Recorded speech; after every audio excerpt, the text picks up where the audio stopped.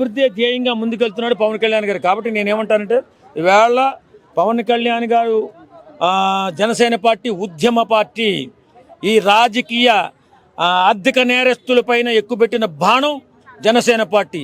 ఈ దుర్మార్గులు ప్రజాసేవ పేరుతో దుర్మార్గంగా వందల కోట్లు, వేల కోట్లు, లక్షల కోట్లు దోచేస్తున్నారు. ప్రజలు అన్యాయం అయిపోతున్నారు. యువత భవిష్యత్తును సర్వనాశనం చేసేస్తున్నారు. కాబట్టే ఈవేళ జనసేన పార్టీ ఒక ఉద్యమ పార్టీ అని చెప్పుకుంటున్నాం. ఓకే సార్, అట్లాగే ఉద్యమం అంటున్నారు.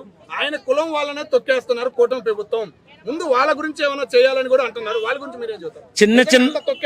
చిన్న చిన్న మనస్పర్ధలు ఉంటాయి. అది మనం సర్దుకుపోవాలి. త్వరలో విజయం సాధించే అవకాశం వస్తుంది. విజయాన్ని మనం సాధిస్తాం. అందరి పక్షాన నిలబడతాం. అందరికీ న్యాయం చేస్తామన్న ఆలోచనతో ఉండండి. ఏదో ఎవడో ఒకడో ఇద్దరో తక్కువ చేసి మాట్లాడాడని కులం పరంగా మతం పరంగా విచ్ఛిన్నం అయిపోతే ఆర్థికంగా మనం విచ్ఛిన్నం అయిపోతాం, ఆర్థికంగా వెనకబడిపోతాం. కాబట్టి ఇలాంటి చిన్న చిన్న మనస్పర్ధలు మీకున్న కడుపులో పెట్టుకోమని చెప్పి అంటున్న నాయకుడు మా పవన్ కళ్యాణ్ గారికి. కాబట్టి ఇలాంటి మనస్పర్ధలు పెట్టుకోవద్దు. ఖచ్చితంగా అందరూ కూడా అన్ని వర్గాలు కూడా అభివృద్ధి చేయాలనే ఆలోచనలో ఉన్నాడు మన నాయకుడు. ఇలాంటి చిన్న చిన్న వ్యవహారాలు పెట్టుకుని మనం విచ్ఛిన్నం కావద్దని చెప్పి కోరుకుంటున్నాం. అంటే మీ ఉద్యమం పార్టీ అంటే జగన్ మీద ఉద్యమం చేసిన పార్టీ అంటారా? జగన్ గురించి ఆయన ఎందుకు అనుకోవాలి? మరి ఉద్యమం అంటే ఆయన మొదలు పెట్టింది ఆయన మీద అయినంత మాత్రం జగన్ మీద ఎందుకోవాలి? దేశం మొత్తం మీద ఉద్యమం మొదలు పెడతాం. దేశంలో ఉన్నటువంటి ఇప్పుడు ఆర్థిక నేరస్తులు ఎంతమంది లేరు?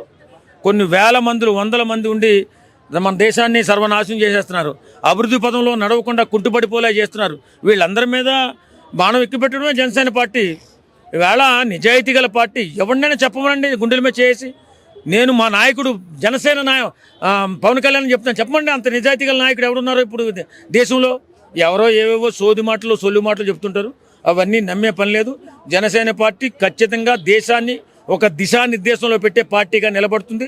త్వరలో జనసేన పార్టీ ఆ విధంగా ముందుకెళ్తుంది. ఓకే సార్, 29కి కార్యకర్తలను కానీ ఎమ్మెల్యేలను కానీ పెంచుకునే అవకాశం ఉందా అని అడుగుతున్నారు. మీరేం చెప్తారు? ఖచ్చితంగా ఉంటుందండి. పార్టీని బలోపేతం చేసుకోవాల్సిన అవసరం ఉంది. పార్టీని అన్ని రాష్ట్రాల్లో కూడా బలోపేతం చేసుకోవాల్సిన అవసరం ఉంది. కేవలం డబ్బు ప్రభావం లేనటువంటి రాజకీయాన్ని తీసుకురావాలని మా నాయకుడు ఎదురు చూస్తున్నాడు. ఆ విధంగా ముందుకెళ్తున్నాడు.